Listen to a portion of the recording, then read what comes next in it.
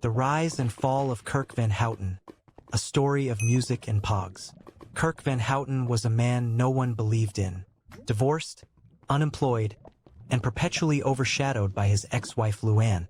His life was a string of failures. But Kirk always held on to one dream, to make it big as a singer. Most dismissed his aspirations, but Kirk knew he had one hit in him, something that would take the world by storm.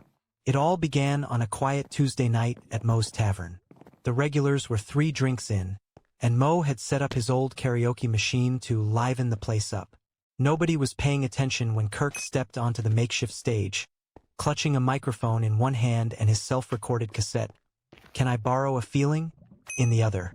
"All right, folks," Kirk said nervously, adjusting his tie. "This one's from the heart." The moment the backing track began, everyone rolled their eyes, expecting the usual Van Houten disaster. But then he started to sing. Somehow something had changed. His voice was raw, heartfelt, even soulful. Barney stopped mid-chug. Lenny and Carl exchanged wide-eyed glances, and Moe muttered, "Well, I'll be a monkey's uncle. This guy ain't half bad." The performance ended in stunned silence, broken by a slow clap from Barney. "Kirk, that was beautiful," he slurred, tears streaming down his face. Word spread fast.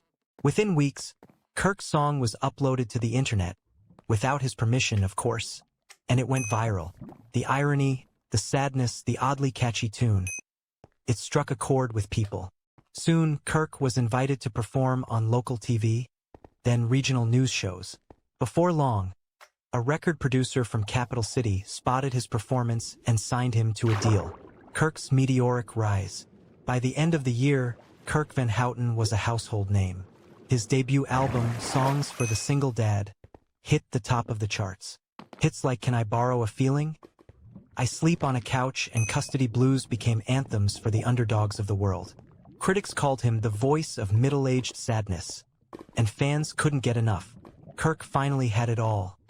Fame, fortune, and adoration. Even Luann, his ex-wife, begrudgingly acknowledged his success during a passive-aggressive conversation at a Springfield elementary parent-teacher night. "Good for you, Kirk," she said with a tight smile. "Just don't blow it like you always do." For once, Kirk felt like he had proven her wrong. He bought a mansion, traded in his beat-up car for a shiny convertible, and even got a small dog he named Feelings. Life was good, until it wasn't. Enter the Alf Pogs. It started innocently enough. At a charity event, Kirk spotted a table with vintage toys from the 90s. His eyes lit up when he saw a box labeled Rare Alf Pogs, Collector's Edition. The childhood nostalgia hit him like a freight train. Alf, the wisecracking alien from Melmac, had been his favorite TV show as a kid. "Are these real?" Kirk asked the vendor, his voice trembling. "Authentic and rare," the vendor replied with a sly grin. "These are the creme de la creme of Alf Pogs. Limited run. Only $300 for the set." Kirk didn't hesitate. He handed over the cash and walked away clutching the box like it was a treasure chest. That was the beginning of the end. The obsession grows. What started as a single set of Alf Pogs quickly spiraled out of control. Kirk began spending hours on eBay bidding on rarer, more obscure sets. He tracked down collectors across the country, spending thousands to acquire holographic editions and misprints. Soon, his mansion was filled with shelves upon shelves of Pogs. The media took notice. Headlines like "Kirk Van Houten's Weird Alf Pog Obsession" began circulating. At first, it was treated as a quirky celebrity eccentricity, but as Kirk began skipping recording sessions and live performances to attend Pog conventions, fans grew concerned. "Dad, this is getting out of hand," his son Milhouse said one day, standing amidst piles of unopened Pog sets in Kirk's living room. "You don't understand, son," Kirk replied, his eyes wild. "I'm building a legacy. One day, these will be worth millions." "They're Pogs, Dad," Milhouse shouted. "Nobody even plays Pogs anymore." But Kirk wouldn't listen. He started selling off his assets to fund his obsession. The convertible? Gone. The mansion? Sold. Even his beloved dog, Feelings, was given away to a neighbor because He didn't understand the Pog lifestyle. The fall. The final straw came when Kirk was booked to perform at Springfield's Summer Jam, a high-profile event that would have cemented his status as a true music icon. But on the night of the concert, Kirk didn't show up. Instead, he was spotted at a flea market on the outskirts of town, haggling with an elderly man over a rare Alf Slammer. The backlash was immediate. Fans turned on him and his record label dropped him. Within months, Kirk was bankrupt.